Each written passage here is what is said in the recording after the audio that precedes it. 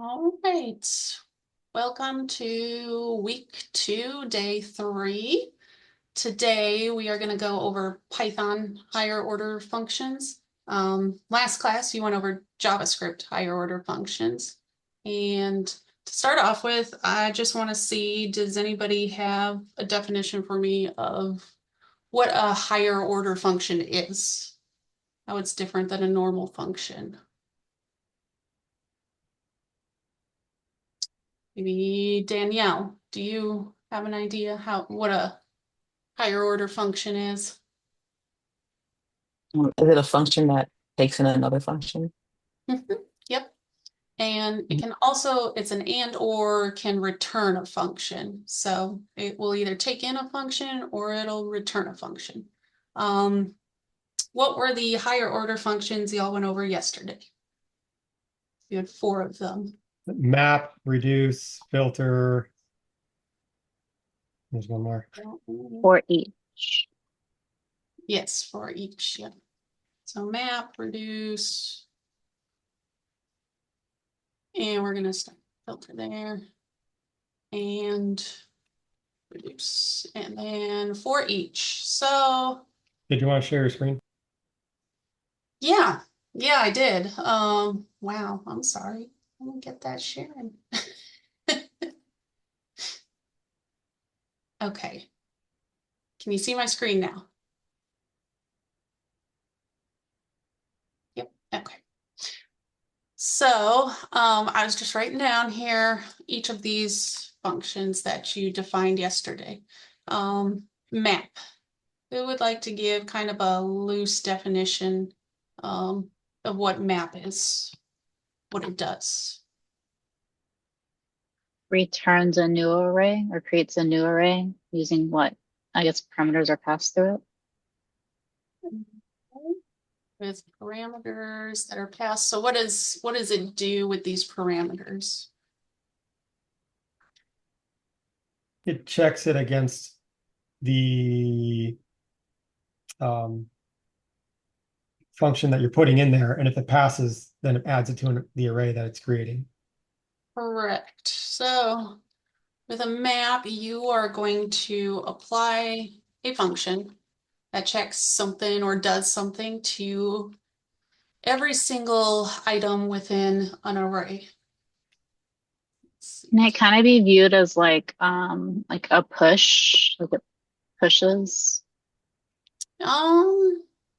Well, it's not really. I guess if you change that item, like if you're doing a for loop through, and then you change an item and then push it to a new array, it's kind of like that, because it is looping through, but let's see. So I'll do a little example here maybe in a second. But this is going to apply a function to every item in the array and returns a new array. So let's, in Python, there are some key different, let's define all these first. I just want loose definitions first, and then we're going to dive in a little deeper. Filter, what does filter do? Can't see everybody here.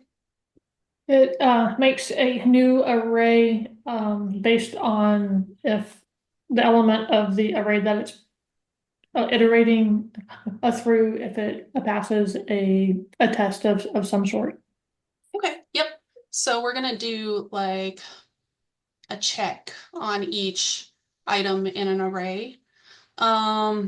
This check that we do, it's obviously a function we're gonna write. What does that function return when it does this check?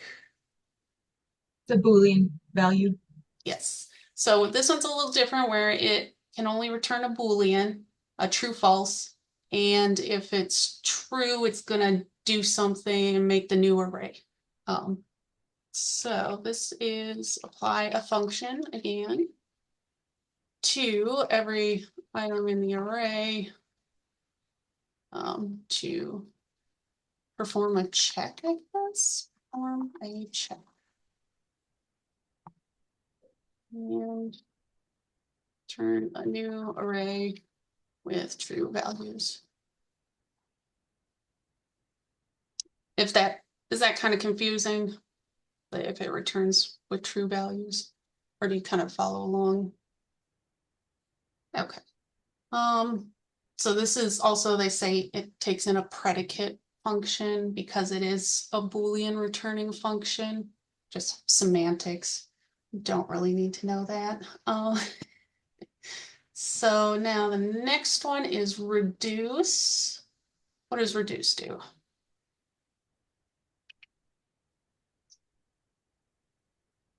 Let's do, I'm gonna call on somebody. Hookout, can you explain reduce?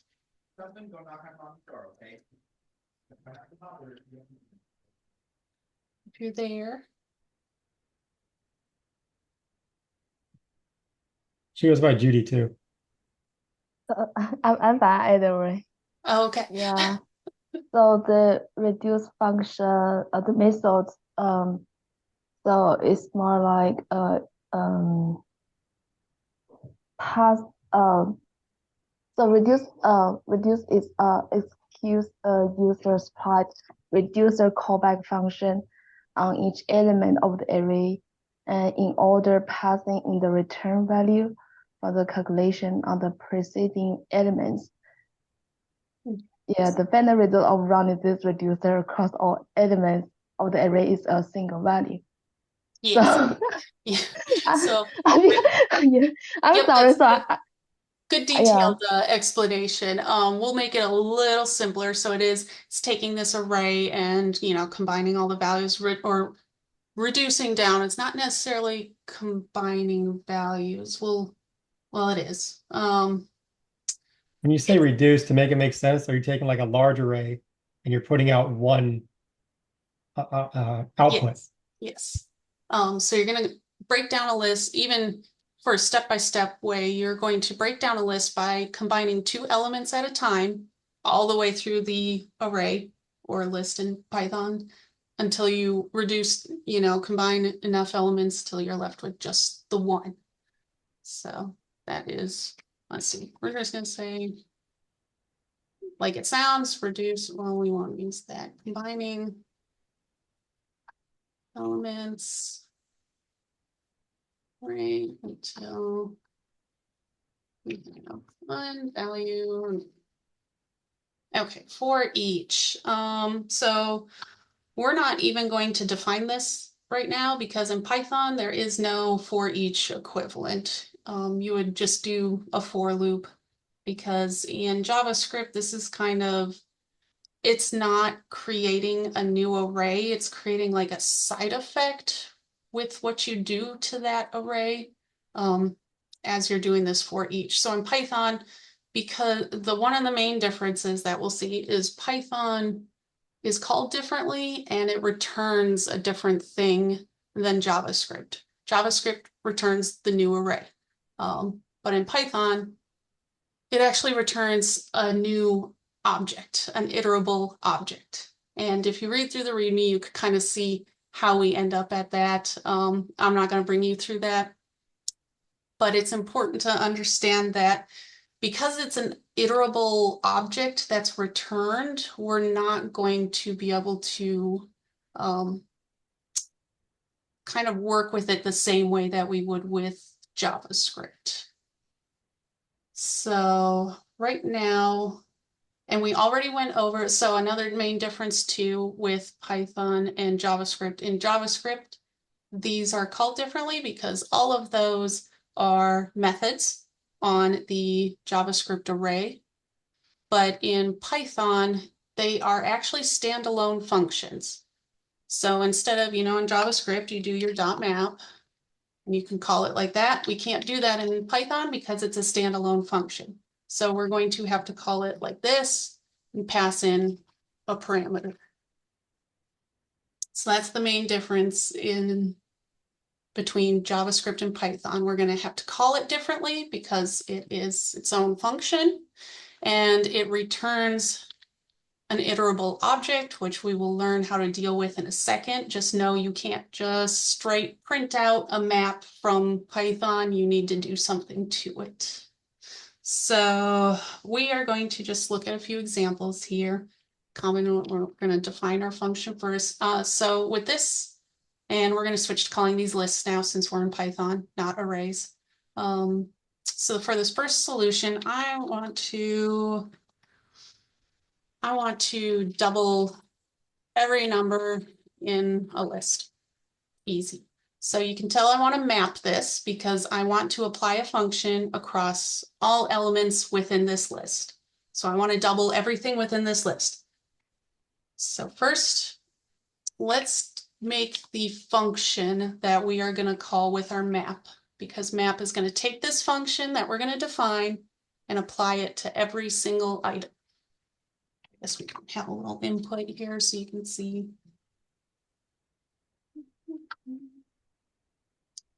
Oh, just be 1, 2, 3, 4. And we're going to expect the output.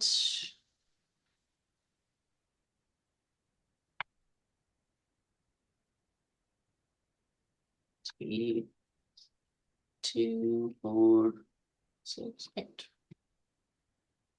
Okay, so we want to return a new array and we want it all doubled. First, we need our function. So this is a pretty easy one. We're just going to call it double. And it's going to take in a number. And we are going to just return number times 2. Okay, so there's our function. We wrote a function that's going to double any number.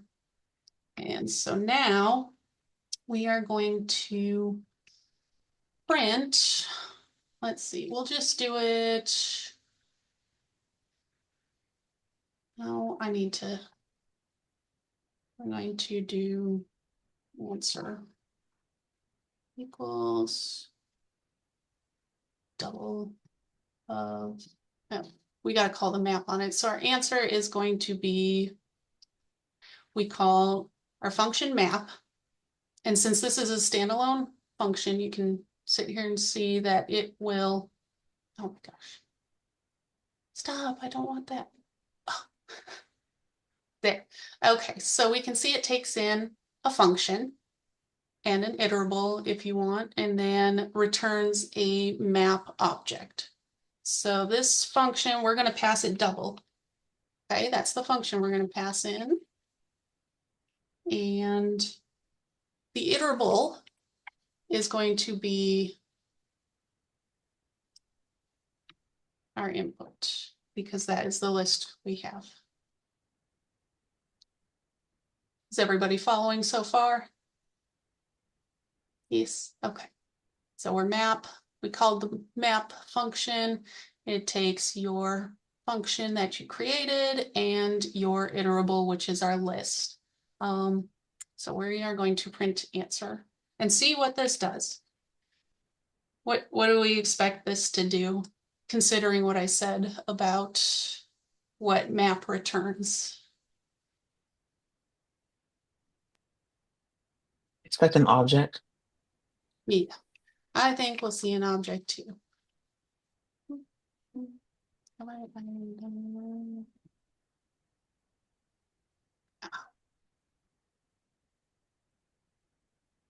Not in the right spot. Let's see.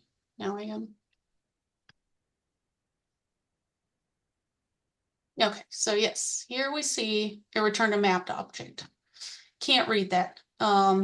What you can do with it is you can actually, so it's an iterable object that is returned. So I could put it in a for loop. You could see that in the README for today. You can do a for item in object print item, and you can pass in this map object.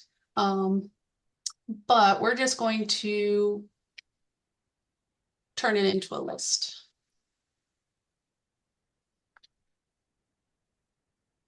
Okay, so here you can just call this list. I'm trying to get over top of it here. And it'll return a list, and you see if nothing's given, it'll return an empty list. But this will take in an iterable as specified, which is our object that is put out by this answer. And so now we will be able to see our list. So with all of these higher order functions in Python, you're going to want to explicitly tell it to return as a list to be able to see it nicely. Can you return it as a dictionary too? Is there like a list? That's all, but it's dictionary or something? So this function returns, let's see. I didn't know if there was the same thing as there was for list as there is for dictionary, and then it just fills out the keys on its own or something. So earlier I did this with a string, and it returned a list that you could convert, like join together as a string. So I feel like this returns, I don't know if Phyllis knows more clearly, but I feel like this returns a list. Map does. Yeah, I believe in Python it does return a list. Yeah. Or no, Is that- map returns like an iterable, so if you want it to format and print nicely, then you need to wrap in a list. Let's do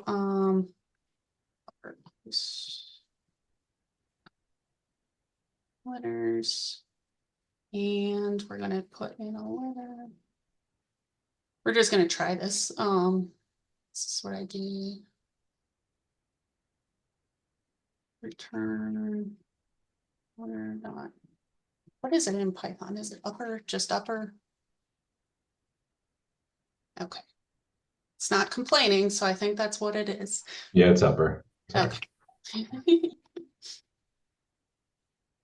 We gotta do a new input. Let's do a string of A, B, C, D. Okay. This is horrible naming conventions. Don't do it like this. But it's just for example's sake. Oh, not there. We're gonna put it in our map here. So map takes in our function that we just wrote, which is uppercase letters. And we want to apply that to every iterable item within our input too. So every letter, it's going to go through and apply our function to it.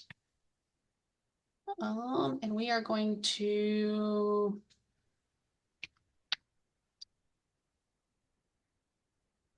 how do I want to do this?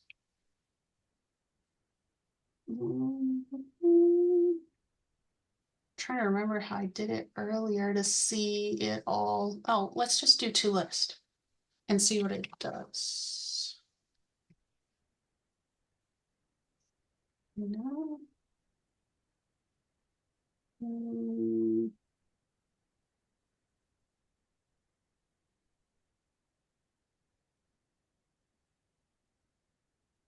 Well, so that will return it as a list. Let's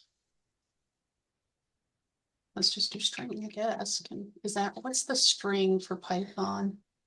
Does anybody know how to change it to string? STR. Okay. Thank you. And we're gonna see if that works. I don't know if that'll work. Excuse me, I was playing around with it and it worked to just put answer equals list and then everything else inside of a parentheses. To answer. Not the string though, how you had it before. I think it's actually what you were, Oh, yeah. I So think it's what you're kind of starting to do actually. like the list and then The list outside of mapping. So before the way you had it and it was returning just an object. There we go. Yeah. Yeah. I'm trying to see though if we can return a string with that. Oh, what am I doing wrong? There's too many parentheses. Oh. I said long didn't work. Okay, there we go. Is it because we're not printing anything? Yeah, that would be.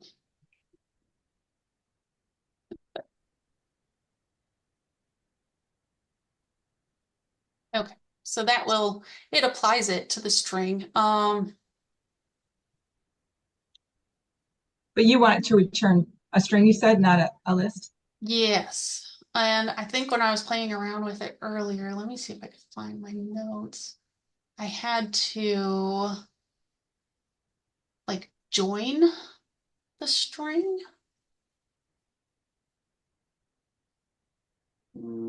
String. I think that's the only way you can do it is to reconcatenate at the end. So it'd be at the beginning, like dot join, then map, right? Let's try it. Let's. So It'd we be can, dot join map uppercase input 2. well, dot join. You mean right here? Oh, I'm sorry. You gotta have quotes before that, right? You gotta quote join. No, that's JavaScript. Just quote. Quote dot join. Oh, yeah.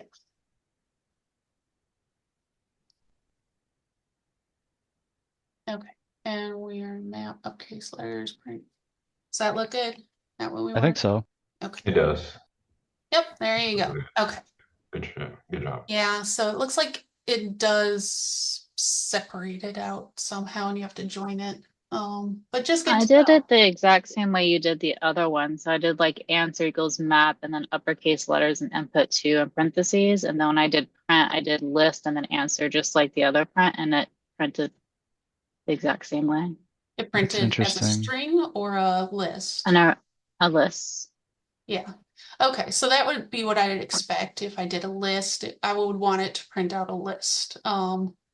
But I was trying to see if we could return this as a string, just to show you what you can do with map in Python, because it's not restricted to just lists. You can also map across strings, any iterable object. So, I mean, dictionaries as well. So could you go to a tuple then? Because I think you can write to, but not from, or something like that. Tuples get a little bit weird for me. Tuples are not as familiar with me. I can look into it and get back to you. As far as I Yeah, know, tuples tuple's are like an I can array, but look you too. can't change it. Right, it's Yeah. immutable, but you can write to. I don't know. I don't know in you this case can't because you're index mapping it, into it right? like a list. So you can't do like tuple first element equals and then change it the value that way. You'd have to like replace the whole tuple. Okay. So we get with map. We went off on a little tangent here, seeing how we can do it with the string. Most of the time, you're going to just stick with lists. So it is a little more straightforward. Another example. We want another example. Let's. Can I ask you, Tiffany, Mhm. like where it's so simple to in JavaScript, dot this, dot this, dot this, it looks like it's the same in Python, but you're just putting parentheses around parentheses around parentheses. Is that basically the same kind of thing?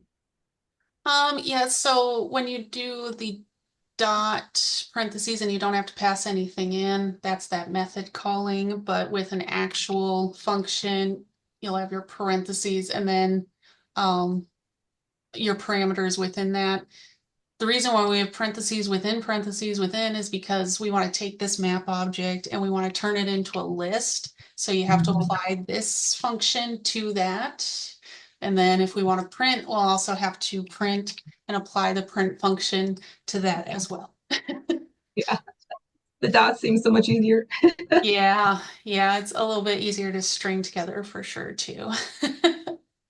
Okay, so down here now, we're going to get a little more complicated. For this one, we want to convert Fahrenheit to Celsius.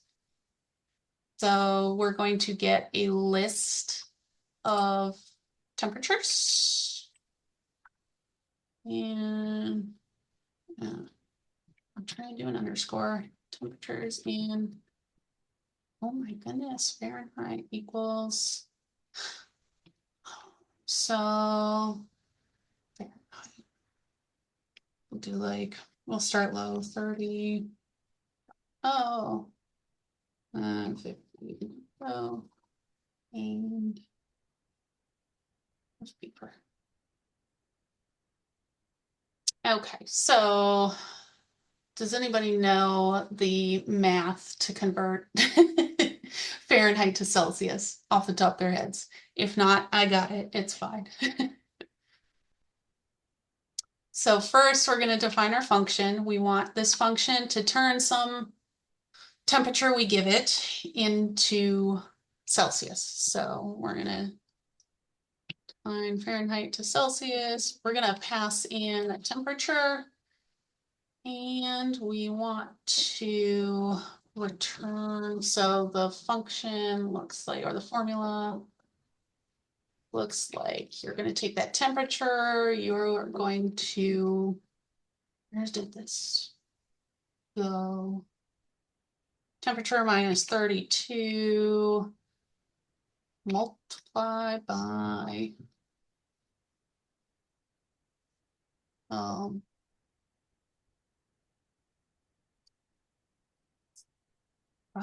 minutes. Okay, now that was, where am I? Where do I have an issue here? Obviously.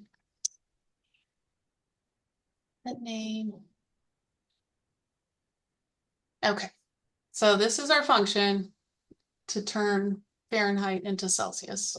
Apparently you subtract 32 from the temperature and then multiply it by 5/9. I don't know, I just found that online because I don't do math much. So now we are going to take, and our answer will be, we're going to map. Oh, let's make a list first though. We're going to list this, we know that already. A map, and we're going to pass in our Fahrenheit to Celsius function. And we want to apply that to, I'm sorry if you hear knocking on the door.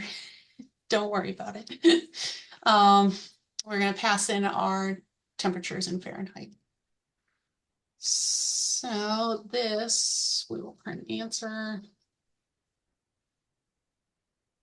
This will take our function we wrote, apply it to each of these, and should return us the temperature in Celsius.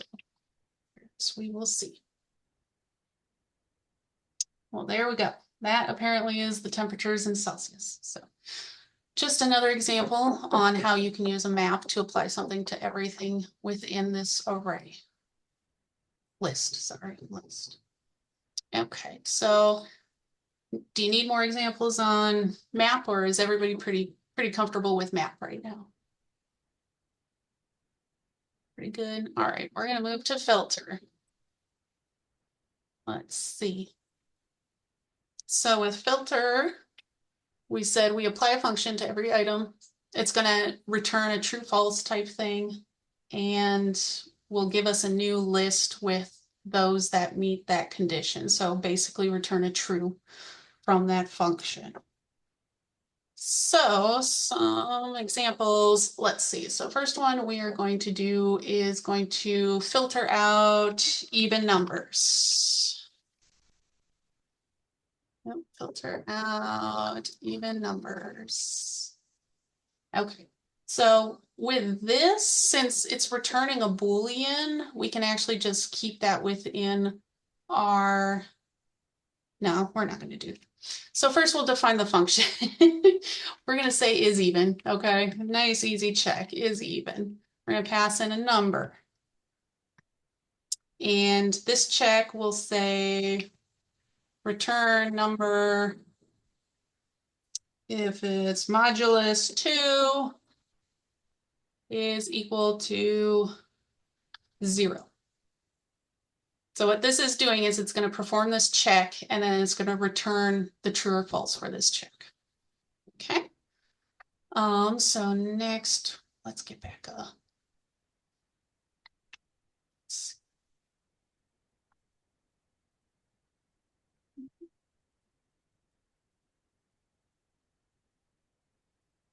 So now here we are going to, let's see, even numbers will be, we're going to list, map. Let's just print this whole thing too, actually. Make it easier. Not map, I'm sorry. I'm still stuck on math. So we're going to list, we're doing filter. So with filter, we can see it takes in a function and the iterable, just like map does. So we are going to pass in our is even. And we're going to give it the input and save that. And call this, no, why is print? I will break it out. Since it didn't like that.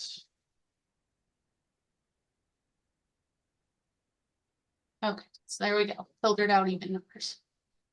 Okay. Let's see, so everybody gets this too. Do you want me to go into more examples of this, or is this fine following along just like you do with map, where you provided a function, but this function can only return true or false, a Boolean, not string. And we apply that to every item within the list, and it will return a new list for us with those that meet that condition. Actually, I will show one more. So we can give it a, let's see, just to show how you can work with strings as well instead of just doing numbers. I'm not going to apply this to a string, but we're going to say we're going to, let's see.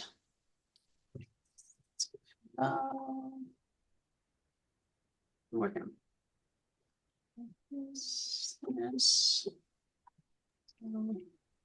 okay. So what I want to Filter, sorry, could I ask something? Sorry to interrupt. Yeah, no problem. What? So with the filter, the function we're putting in there, in this case, we put the is even function. That always has to be a function that returns a true or false, a Boolean value. Is that true? Yes, that is correct. Okay.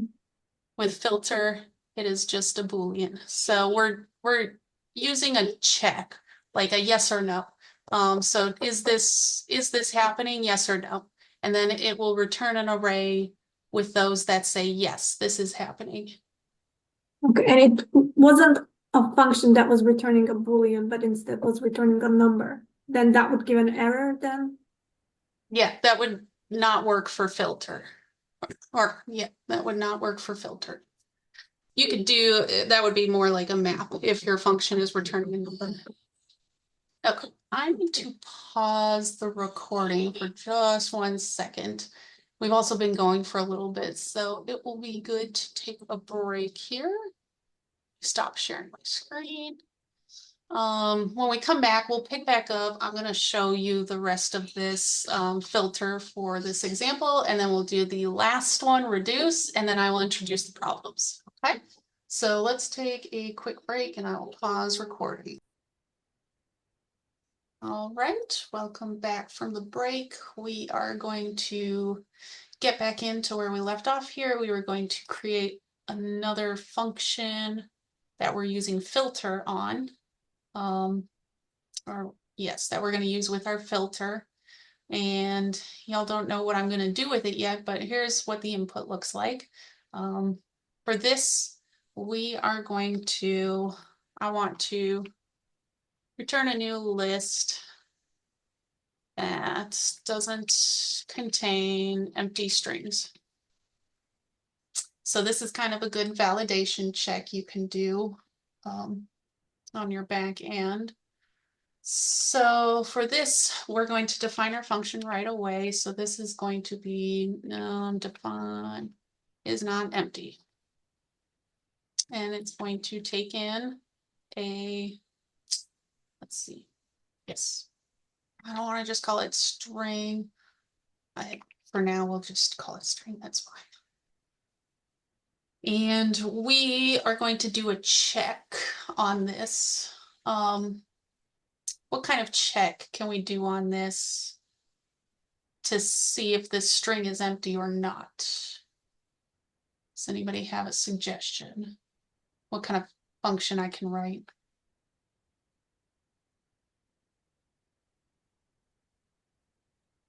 Nothing? Should I call on somebody? If it equals empty. like just the quotes. So, Or you could strip it or trim it, trim, and then check. So if the trim length is equal to 0, then it's empty because you have something that has a space in it. So I like that. If the length of the string is not equal to or equal to. oh, but you got to trim it though first. String dot trim. We want to Yeah. trim it? Yes. Yeah, they remove white space, right? Okay. Yes. Hi, y'all are taking out all the fun. So string dot trim. Okay. No, in the inside of the bracket, not on that. Length won't do trim. You got to put trim with the string dot trim. Okay. And does it, let's see, Equals 0. is trim like that? I'd have to check. I don't know off the top of my head. On the outside equals 0. Okay, so I gotta check Python, how it does trim. It's not empty, then if that's the case, don't we want greater than 0 then? Because if we're returning is not empty. Right, so if we pass this in, we would only return empty strings. But Correct. we want to return, so if it's not equal to 0. So any other number works. Okay, so that will be our check. That should return a true or false because we're saying one thing is not equal to the other. And so it'll return a Boolean true or false. So same as above, we are going to do not empty equals the list filter. We're going to pass in our function that we just wrote is not empty and our input. And we're going to print this. Okay, so what do we hope to see when we run this in the return? A array of, or a list of just hello and example with the 2 blank ones out of it. There we go. See, y'all caught on real quick that we needed to do something with this white space. I was going to show that this would have been returned if you had just done without a strip. If you had just said, because we know white space is a character, so technically this one has a length of 1 in here in this string. So this is another way we can use filter. And this one kind of does a validation check for us and returns only what we wanted out of our array. Okay, so that was it. Everybody feeling good about filter now? Takes a function that returns a Boolean, true or false, and applies it to every item within our list. Okay, now reduce. This one's kind of a little more difficult to kind of grasp. I don't know if y'all feel the same. Because with reduce, with this function, it takes in 2 parameters. So, well, reduce always, reduce takes in a function and the list, but our function that we're going to apply to this array is going to have 2 parameters within it. We'll take a look at this. So we're going to do it with an example. An easy one is sum all numbers.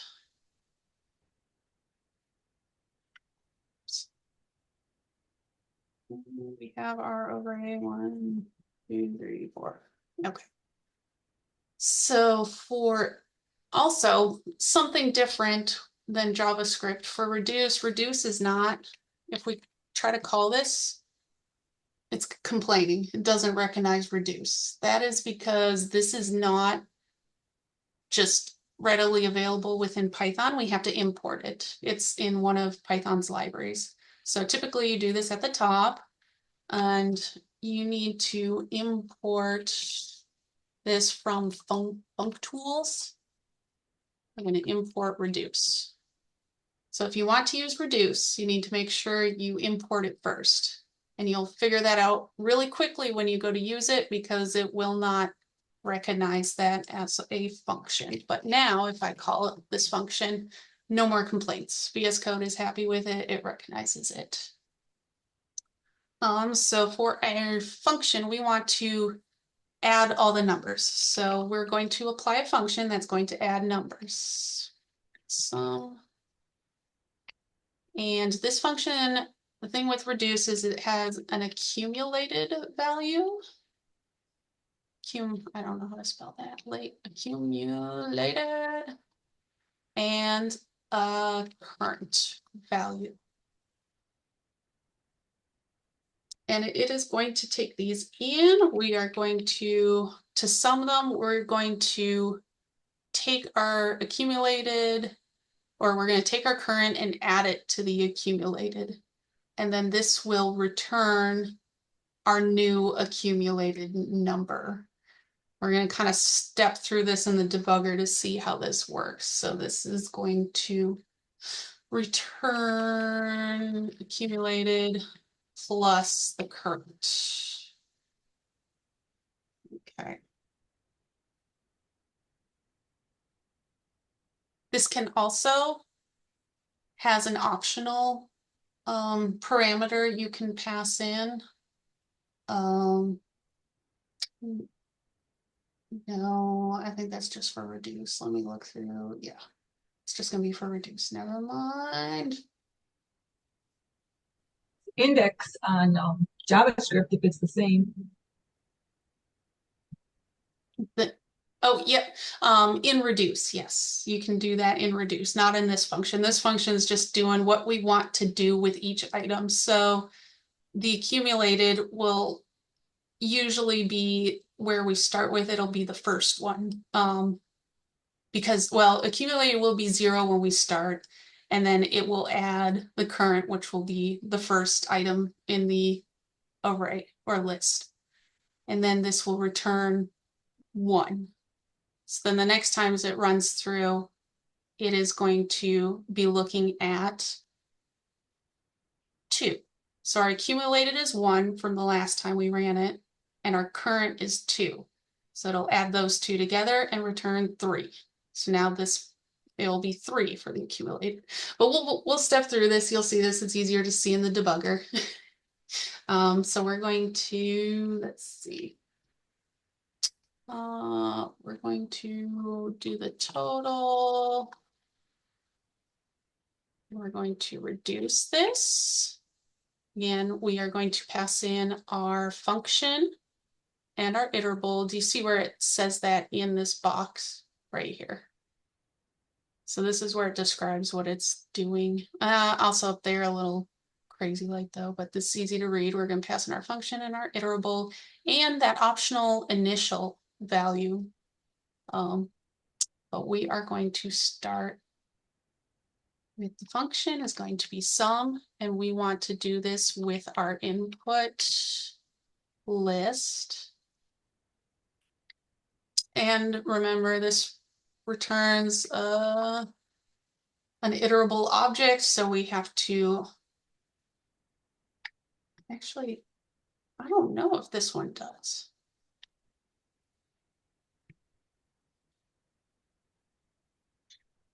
It would help if I printed.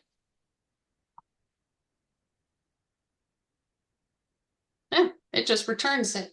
It doesn't return an object because it's not, it reduces down to one single amount. That makes sense. So it does not return an object. You don't have to do anything fancy with it. It will return one value.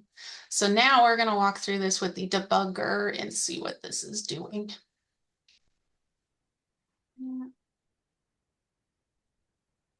Okay, so here we're going to run and debug Python. Okay, so we can see our input here. We have sum, our function, and our input, which is the array, or sorry, list. I'm not used to the. So right away when it hits return this first time, it automatically took our first number in the array and made it the accumulated, and our current number is 2. So now it's going to, so I guess it starts at that first, it automatically assumes the first one is the accumulated, and current is 2. Now it's going to add them together. And we can see it returned a sum of 3.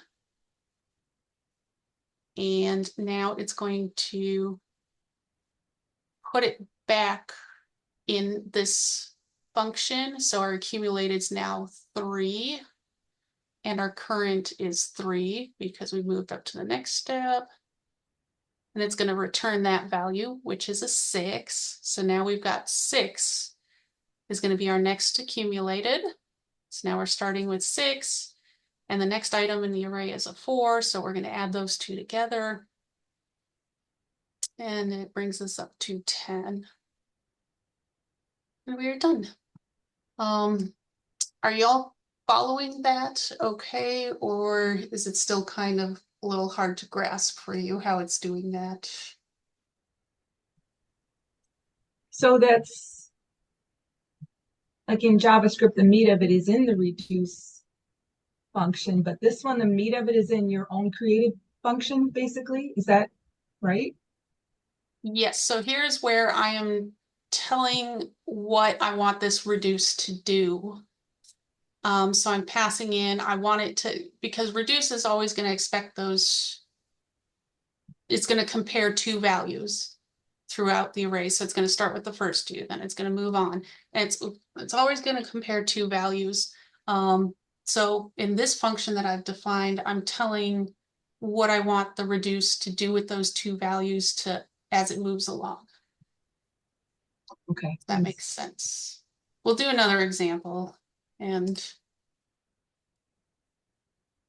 it's so reduce actually is kind of like recursion in that it's applying something, although recursion goes down to a base, value, but this just keeps going through the whole array. But it's going to apply this and kind of accumulate that value throughout. Let's try another one. So again, another easy one. If we want to do the product of all the numbers instead of summing them, we can kind of do the same concept here, except we would just tell this to multiply instead of add those 2 together. So if we wanted to multiply all these numbers together and end up with one value, we would just tell it to multiply each comparison. Let's do.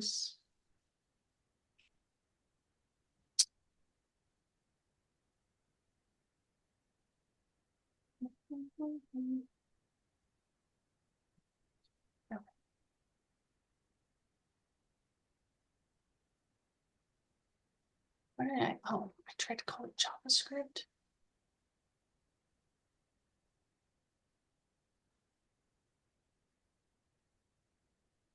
Wow, I don't know where it got that. Am I still in the debugger? Oh, here we go. Wrong terminal. Okay, so it went to 24. Let's do the debugger again and see it do that.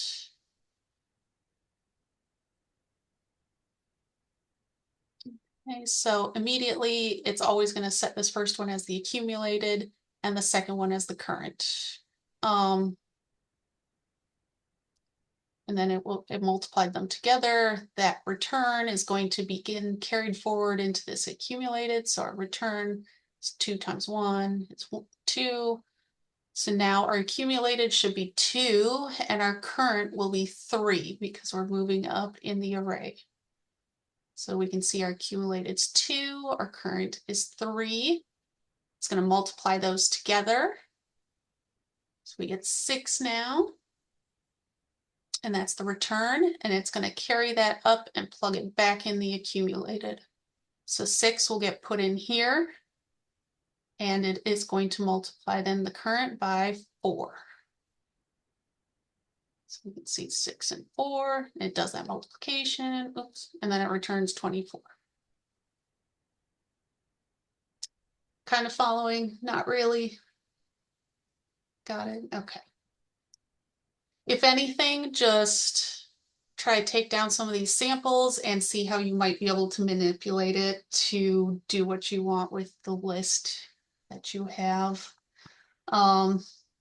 I got a See fun. how it will work with the string? Yes. Will it? No. No, it won't, because it's actually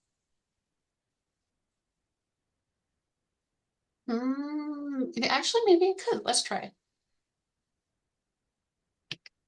I'm thinking of something like a pending here. So we'll have our input is going to be a string, because all of these we learned, all these higher order functions in Python work on any iterable. So we'll do an example. What do we want to reduce to though? I'm not sure how this would, let's see.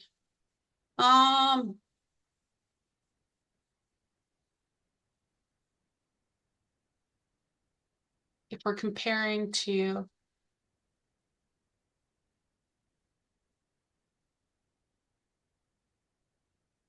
I'm not, anybody have an idea how we can compare things in a string and do something with them? I can't off the top of my head. I can look into this though. I think if you have a list of strings, you can concatenate those, but I don't know what you could do with just one word. Yeah, so okay, we'll come back to this. I'll look into this on if we can do something with just a word. But I do have an example of how we can work with an array of strings and reduce that. So I'm just going to write this, and then I kind of want somebody to tell me what this reduce is doing to this. So that's going to be mystery function. Let's see our input. It's going to be banana.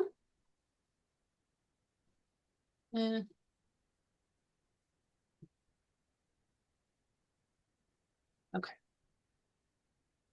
So again, we have our accumulated and our current value. Those will be the two items within the list that are being compared, and I was going to say done things with. That is a horrible sentence, but okay. So with this, I want to return the accumulated if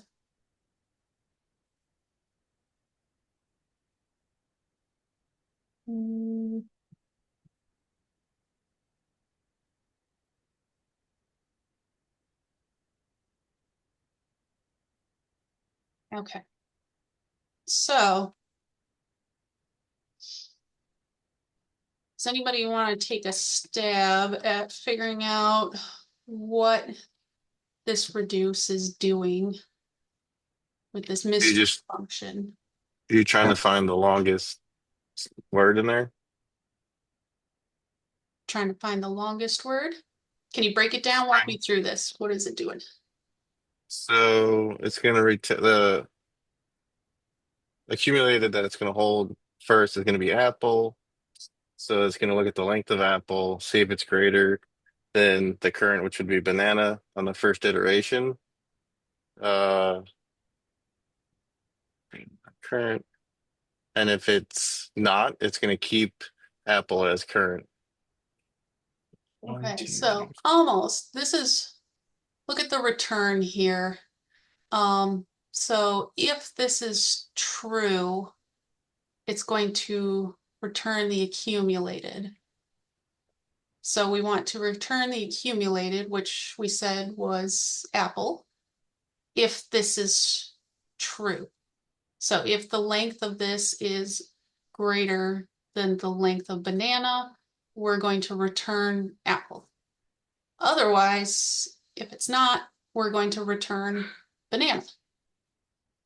So with that logic, if a length is bigger and we return that, then I'm assuming, like you said, we are looking for the longest item in this list. That was good. So we're going to print our output. Let's see. Oh, it would help if I get out of the debugger.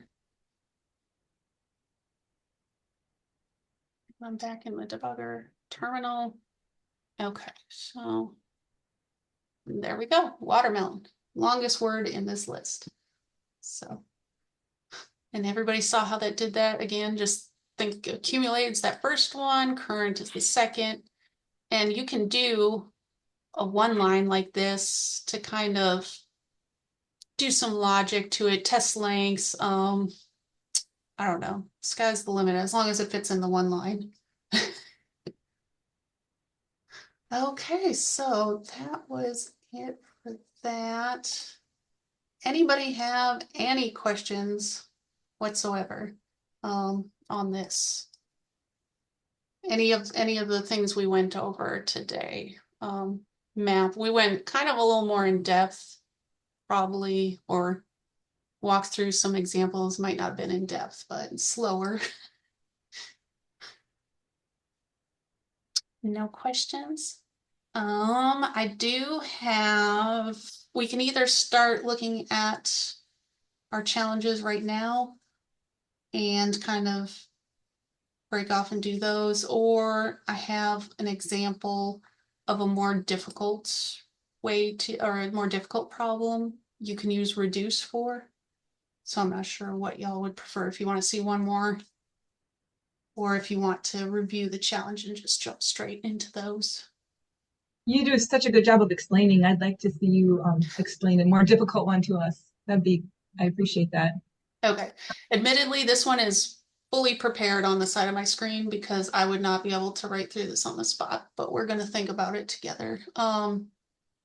So I'm going to copy this over first. This is just going to be our prompt for the problem. Oh gosh, we are going to break this up.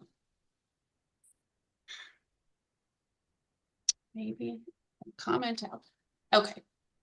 So we're going to be given a list of dictionaries representing products, where each dictionary has a name, price, and quantity. And the task is going to be to calculate the total cost of all the products with the reduce function. So just a little bit more difficult, but not really. Let's do our input first. So our input's going to be, we said it's a dictionary.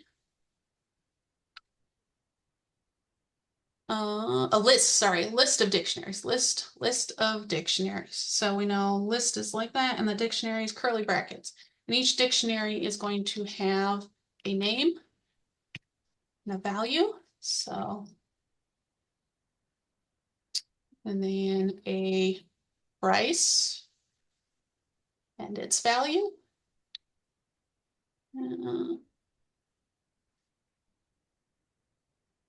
And a quantity and its value. Let's see, we have 2. Okay, and that's one object. And do another one.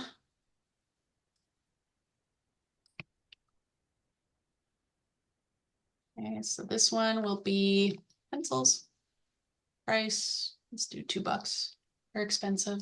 We have like 50 of them. And we'll just do one more.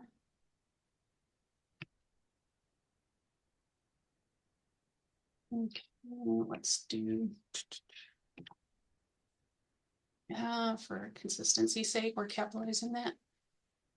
Price 4. Okay. So this is going to be our input. It's a list of objects. And we know with reduce, we're going to be comparing 2 items in a list each time. We know our function needs to calculate total cost of all these. So what I want to see as an output for this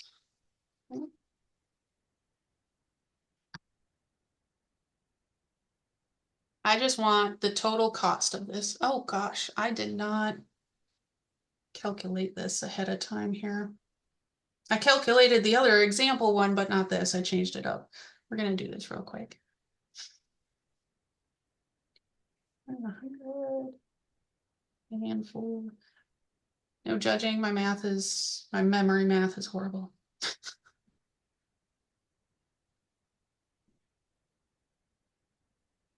Okay, so let me check my math on this, but I think I'm getting 2,700. So it's like we're going to the store and we're checking out, and it's keeping a running tally of our groceries as we're ringing it up. I want the total price at the end of what I'm going to pay for all these. So with our reduce, we are iterating over this list. We know we're going to add together everything. We're gonna come up with a total cost. And we know this has to be done. We want a total cost accumulating because we want to end with our total cost. So let me define that. Total cost. And this is always going to take in our accumulated and our current. So our accumulated will start off with this dictionary, and our current will be the second dictionary. So that's where we're at. How can I figure out, just looking at two of these, how can I figure out the total cost between two of these dictionary objects?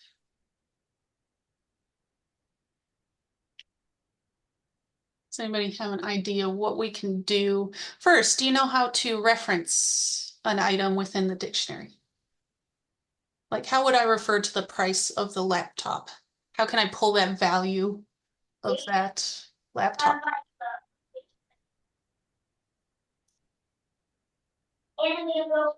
Anybody? Input price times input quantity, or input and square brackets, right? Price times input square brackets quantity. That's my guess anyway. Quantity. Okay, so this will doesn't do anything with our accumulated or current. As we can see, these are untouched. You have to identify which price, right? Which. So first, let's figure out, we need somewhere to start with this, because right now our accumulated,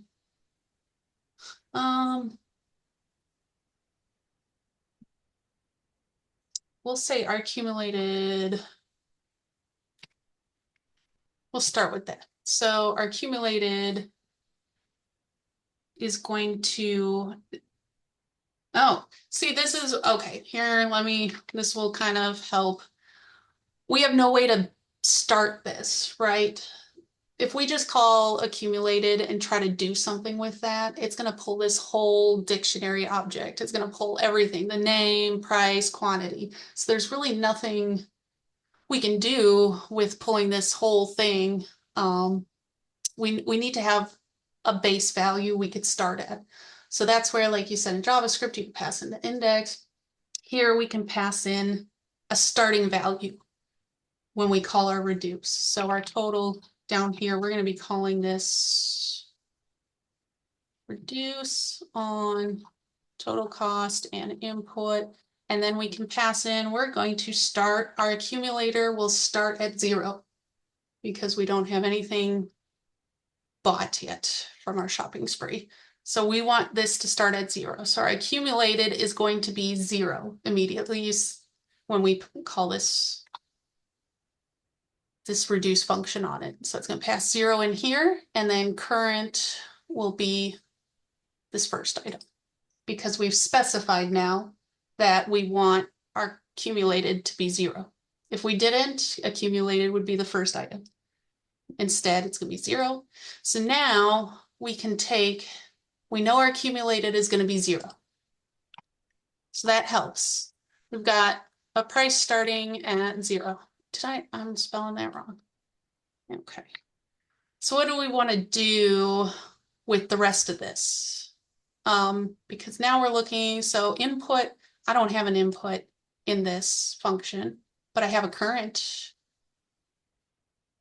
So maybe we can try putting current instead of input, because our accumulated is 0, so then our current is this line here. Yep, okay. So let's do accumulated, and we still have yet to determine what we want to do between these two, but we can't just plus. Plus So, equal. yeah, I think we're just gonna return a, oh, what is going on with this? Not return, we're just going to add it, because that's what we want to do. We want to add each time to our accumulator, because we're getting together our total price. And so now we can add in our current price times that current quantity. Somebody have a question or? I was asking, wouldn't you do plus equals? Or it's just plus? This is returning each time, so you don't have to do that plus equals, because this is going to return a value and then plug that right back into the accumulated. Okay. So right now this, if we, let's put it in parentheses for good posture, just to make sure nothing gets messed up in this calculations. But what we're expecting this to do is start at 0 as accumulated and add the current price. So 0 plus, and we're going to do current price. So current will be this first one, 1,000 times the quantity times 2. So it'll 1,000 times 2. So it'll return 0 plus 2,000, which is 2,000. The next iteration, accumulated, will now be 2,000. Current will be the next line. So we're going to 2,000 plus the 2 times 50 plus 100. So we'll return 2,100. The numbers don't have to, like, they can be in a string like that. So this is referencing the oh, is this what you mean? Yeah. Yeah, good catch. Yes, that is what we need. Because we don't want a string. I was typing without thinking. To do some math, yes, it would help to have integers. Okay, so this looks pretty good, I think. I think we'll be able to call this now, and it should go through each line, do that little calculation, and add it to our accumulated. Anybody else see anything otherwise that they think will mess with this? There's a bug. I think it looks good. It's clear. We'll try it. And there we go. 2,700. We can step through it if you like, but do we all think we're getting the gist of how this works with the accumulated versus current, or do we want to step through how this works in the debug? A step through is good. I'm sorry, what was that? Step through it again. I said like go through each step. It's pretty good. Use a debugger. Yeah. Okay. Yep, we can do that. Thank you. Okay, so we'll do it where we call the function. So we make sure we have values. And as we see, our input is our list of dictionary objects. And in the beginning here, we've already set our accumulated as 0. That was passed in, so that's why it sees that value already. And then after this, oh gosh, let me go back. We're gonna restart. Did it skip something? Or is that how it works? Return, okay.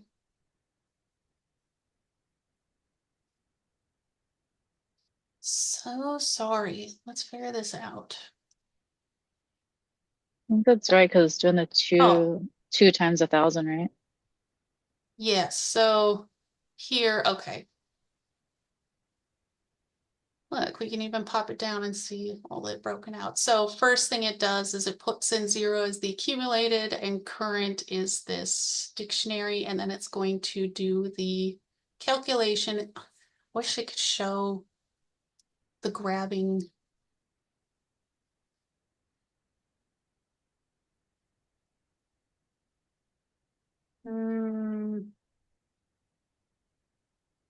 I wanted to show it grabbing each of these values, but I guess it just does the whole line and goes. Maybe able to see it somewhere else.